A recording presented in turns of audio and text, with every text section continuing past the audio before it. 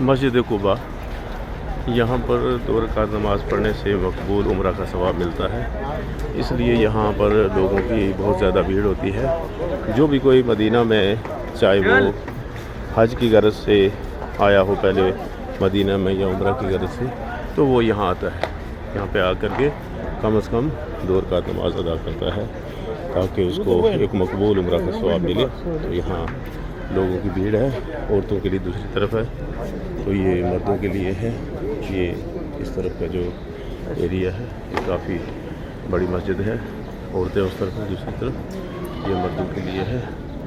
تو سبھی لوگ یہاں 2 رکعت نماز ادا کر رہے ہیں اور پھر اس کے بعد نکلتے ہیں، کیونکہ زیادہ دیر رکنے سے یہاں پر بہت زیادہ بھیڑ ہو جاتی ہے، تو لہٰذا 2 رکعت کی نماز ادا کر کے لوگ یہاں سے رخصت ہوتے ہیں اور دعائیں کر کے، نماز ادا کرنے کے بعد دعائیں کرنے کے بعد وہ یہاں سے آگے کو نکل جاتے ہیں۔